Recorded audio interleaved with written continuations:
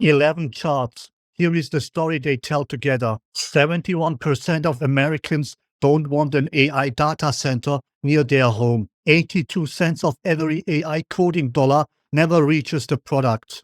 40% of workers say AI saves them no time at all, while 19% of executives say it saves them 12 hours a week. And projected returns on AI investment through 2030 are negative for 4 of the 5 biggest spenders. Meanwhile, 10 companies, most of them AI, have nearly doubled in value since 2021. Everything else went nowhere. That's the gap. Enormous money in, and chart after chart showing it doesn't yet do what it's paid to do. One of these, I think, is wrong.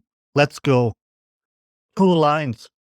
The top 10 stocks in red, the other 490 in black. Both start at 100 in June 2021. For 2 years, they moved together. Then in mid-2023, they split and never come back. By June 2025, the top 10 are near 195. The other 490 sit at 126. And 126 is the part people miss. That looks like growth, but it's 4 years of nominal numbers. And inflation ate most of it. In real terms, those 409 barely moved. So when you hear the market is up, it's 10 companies building AI, selling chips, renting data centers. Though keep one thing straight, this is the stock market, not the economy.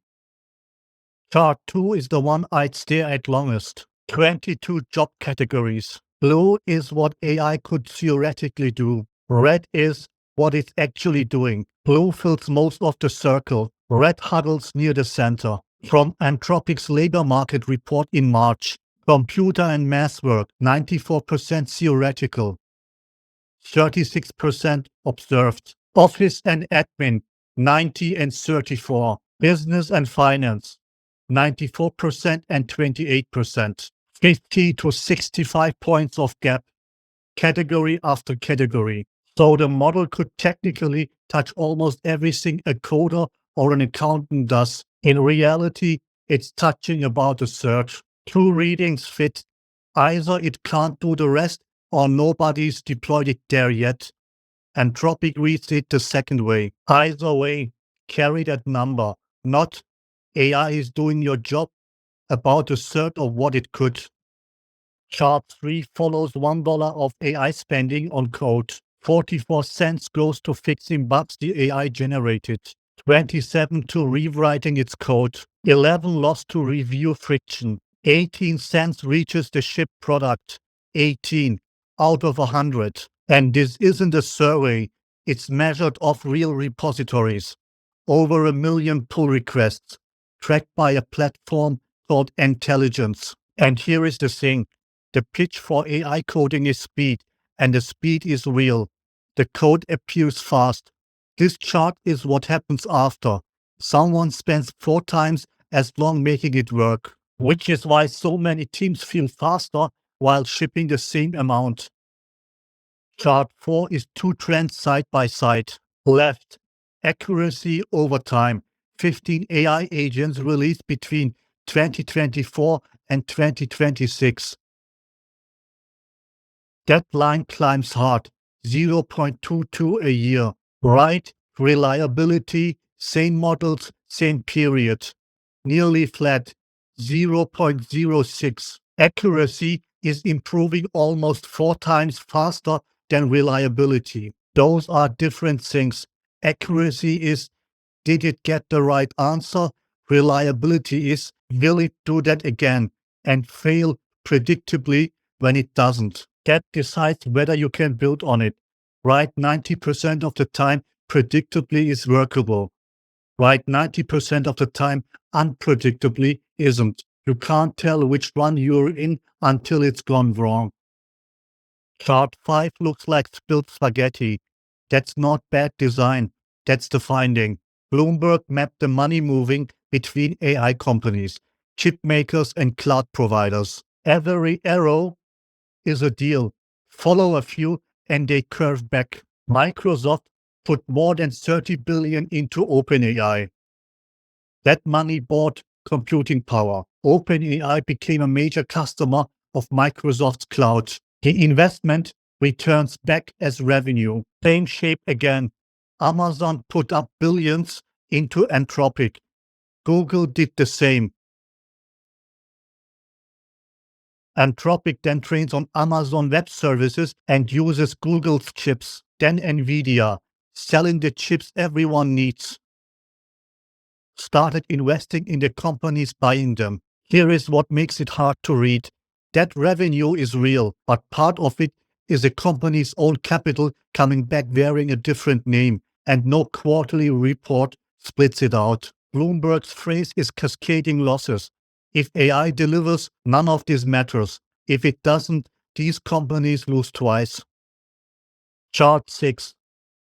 A power user at the 95th percentile uses 7 times more of AI's reasoning capability than the median user. That is the one I think is oversold. A 95th percentile and a median user are always far apart. Pick any activity. Steps walked, songs played, your top 5% runs rings around your middle.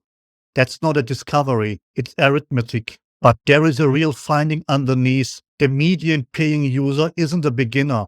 They know the tool and use it constantly.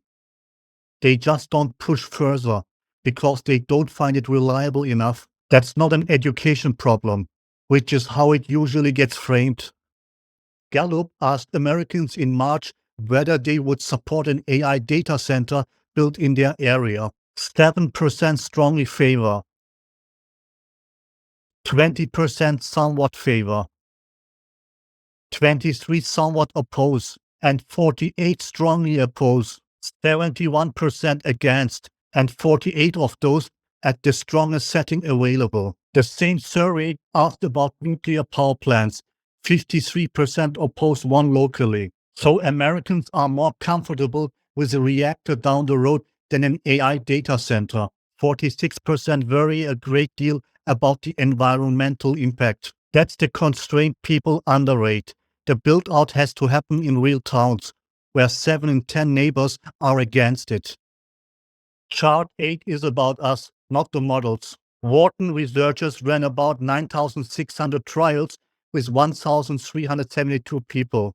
Sometimes the AI was right, sometimes deliberately wrong. When it was right, people followed it 93% of the time. Fine. When it was wrong, they still followed it 80% of the time. 1 in 5 caught it. They called this cognitive surrender.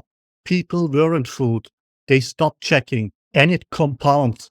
With correct AI, people scored 25 points above where they would have been alone. With wrong AI, 15 below. A 40-point swing. And you can't tell which side you're on. Meanwhile, they rated their own confidence 12% higher than people working alone. More confident, sometimes much more wrong. One question, 2 groups. How much time do you think AI saves you each week? Workers not in management. 40% say no time at all. Another 27% say under 2 hours. The C-suite. 2% say no time. 19% say more than 12 hours a week. The Wall Street Journal marked it as 38-point divergence, the largest gap on the page. Both might be telling the truth. Executives do different work. Summarizing, drafting, AI is good at exactly that. But notice which number travels. The executive's estimate ends up in the strategy deck and the headcount plan. The other one rarely leaves the building. Software developer headcount by age group, with a line at ChatGPT launch in November 2022. Before it, every group climbs together. After it, they split. Developers aged 22 to 25 fall and keep falling, down close to 20%. Every group over 30 keeps rising. The Stanford research uses payroll data, not job postings. A Federal Reserve study found programmer employment growth roughly halved after ChatGPT, a shortfall around 500,000 against trend. The proposed mechanism, entry-level developer work, is the most codifiable in the field. Small, well-specified tasks, exactly what these models are best at. Two cautions: that 500,000 is a gap against trend, not 500,000 redundancies. And the Fed started raising rates months before ChatGPT. Tech hiring was already contracting. Real effect, messier than the headline. Chart 11 makes everything else concrete. The Financial Times worked out implied returns on AI investment for the 5 biggest spenders, 2025 to 2030. Microsoft minus 9.2%, Alphabet minus 15.7%, Amazon plus 7.2%, Meta minus 28.8%, and Oracle minus 35.6%. 4 negative, 1 positive. Now the phrase at the top of the chart, assuming zero costs, no depreciation on the GPUs, which wear out in a few years, no electricity, no cooling, no salaries. Best case numbers under conditions that cannot exist. The real figures are worse. The Financial Times conclusion: if the trajectory holds, one of the largest destructions of shareholder value in history.